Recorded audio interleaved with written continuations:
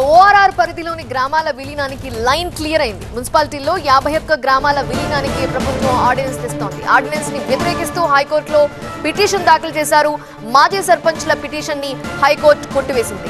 High court నిర్ణయంతో త్వరలోనే 51 గ్రామాలు విలీనం కాబోతున్నాయి. పెద్ద అంబర్పేట్, శంషాబాద్, నార్సింగి, తుక్కుగూడ, మేడ్చల్, దమ్మాయిగూడ, నాగారం, పోచారం, గట్కేసర్, గుండ్లపోచంపల్లి, తూంకుంట మున్సిపాలిటీల్లో 51 గ్రామాలు విలీనం కానున్నాయి. మేడ్చల్ జిల్లాలో మొత్తం 28 గ్రామాలు 7 మున్సిపాలిటీల్లో విలీనం అవుతాయి.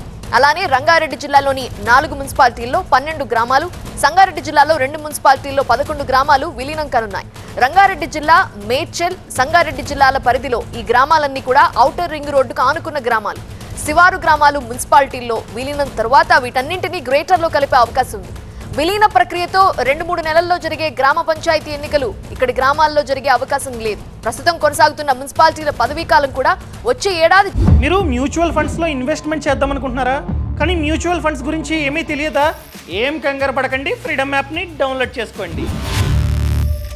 జనవరితో పూర్తి కానుంది. ఆ తర్వాత ఇప్పుడు విలీనమైన 51 గ్రామ పంచాయతీలతో కలిపి ఎన్నికలు నిర్వహించనున్నారు. హైకోర్టు పిటిషన్ ని కొట్టివేసింది. మాజీ సర్పంచ్లు వేసిన పిటిషన్ ని. సో హైకోర్టు నిర్ణయంతో గ్రామాల ప్రజలు ఏమంటున్నారు పూర్తి వివరాలు అందించడానికి మా ప్రతినిధి లక్ష్మీకాంత్ లైవ్ లో సిద్ధంగా ఉన్నారు. లక్ష్మీకాంత్, వాళ్ళకున్న అభ్యంతరాలు ఏంటి? కోర్టు ఆదేశాలని పాటిస్తారా? ఎలాంటి స్టెప్ తీసుకోబోతున్నారు? ప్రధానంగా ఇప్పుడు గ్రేటర్ హైదరాబాద్ పరిధిని మొత్తం కూడా విస్తరించాలన్న లక్ష్యంతో ప్రభుత్వం అయితే ఆర్డినెన్స్ తీసుకుని వచ్చింది. దీన్ని వ్యతిరేకిస్తున్నటువంటి స్థానికంగా ఉన్నటువంటి 51 గ్రామాల ప్రజలు మొత్తం కూడా దానికి మాజీ సర్పంచులు హైకోర్టు పిటిషన్ వేసిన తర్వాత హైకోర్టు కొట్టేసింది.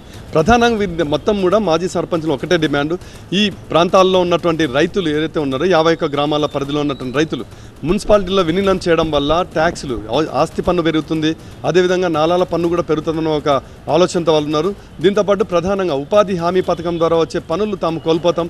దీనివల్ల పట్టణీకరణ కావడం వల్ల మేము వ్యవసాయం మీద ఆధారపడినటువంటి ప్రధానంగా రైతులు, కూలీలు ఎక్కువ మంది ఉండటం వల్ల ఈ ప్రాంతాలు మొత్తం కూడా పట్టణీకరణ చేయడం వల్ల మొత్తం కూడా ట్యాక్స్ పరిధిలోకి వస్తే ట్యాక్సులు, పట్టణంలో ఉన్నటువంటి ట్యాక్సులు, ఎక్కువ ఆస్తి పన్ను ఉంటుంది, అవన్నీ భరించాల్సి వస్తుందంటూ కొద్ది రోజుల కింద కూడా శంషాబాద్, అదేవిధంగా శంకర్పల్లి మండలాలకు చెందిన గ్రామాల ప్రజలు హైవేలపైకి ఎక్కి రాస్తారోకోలు, ర్యాలీలు చేశారు.